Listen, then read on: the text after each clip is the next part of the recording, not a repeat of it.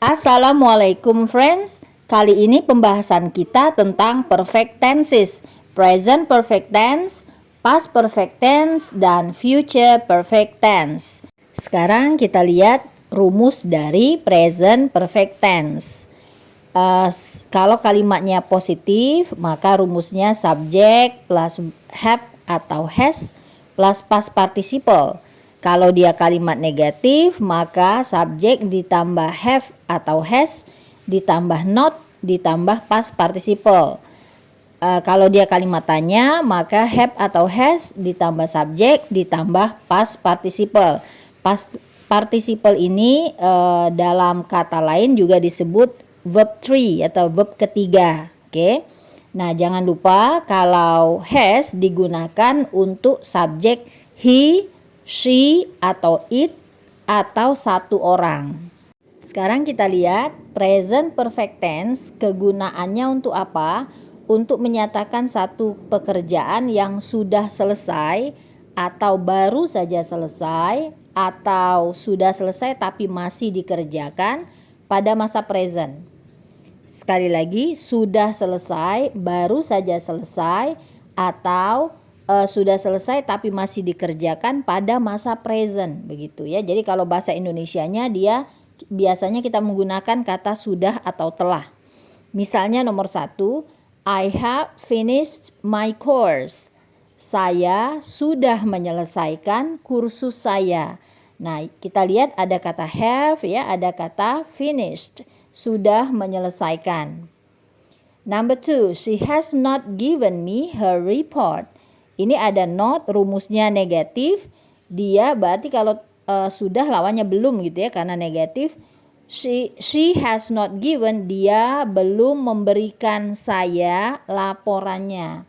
Jadi kalau negatif artinya belum. Number 3, have you helped your mother? Have you helped your mother? Sudahkah kamu membantu ibumu? Nah, lihat rumusnya sesuai rumus kalimat tanya. Number 4, has your sister visited Bali? Has your sister visited Bali? Nah, karena subjeknya your sister, satu orang, maka kita menggunakan has. Has your sister visited Bali? Sudahkah saudara perempuanmu mengunjungi Bali? Berikutnya adalah past perfect tense. Digunakan untuk satu pekerjaan yang sudah terjadi di masa lalu dalam periode waktu tertentu, atau baru saja terjadi, atau sudah terjadi dan sekarang masih dilakukan. Jadi intinya dia pekerjaan yang sudah dilakukan tapi pada masa yang lalu. Rumusnya kalau dia kalimat positif itu subjek plus had plus past participle. Past participle ini sama dengan kata kerja ketiga. Kalau dia negatif, had-nya ditambah not, she had not, gitu ya. Subjek ditambah had tambah not tambah past participle. Kalau dia kalimat tanya, maka had, rumusnya had ditambah subjek ditambah past participle. Sekarang kita lihat contohnya. Number 1, we had submitted our task when you called. Kami sudah mengumpulkan tugas kami ketika kamu menelpon.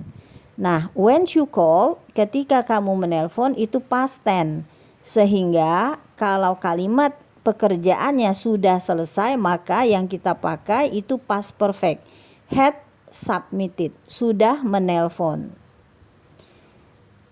Number 2, she had not had her lunch at 1 p.m. yesterday. Dia belum, ini negatif ya, dia belum makan siang pada jam 1 kemarin. Nah, kalau belum maka kita gunakan negatif. Number 3, had you summarized the last chapter before midnight? Had you summarized the last chapter before midnight? Sudahkah kamu meringkas bab terakhir sebelum tengah malam? Nah, ada keterangan before midnight itu past tense begitu. Lalu perfect yang kita gunakan adalah past perfect. Had summarized. Berikutnya, future perfect tense. Future perfect tense ini digunakan untuk suatu kegiatan yang sudah terjadi pada masa depan, yang sudah selesai tapi pada masa depan gitu ya.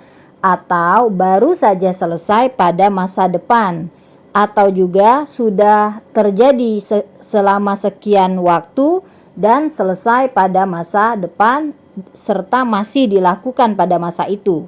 Oke, rumusnya kita lihat. Untuk kalimat positif, rumusnya subject plus will have plus past participle atau kata kerja ketiga. Nah, kalau kalimat negatif, subject plus will not atau won't gitu ya, ditambah have dan ditambah past participle atau kata kerja ketiga.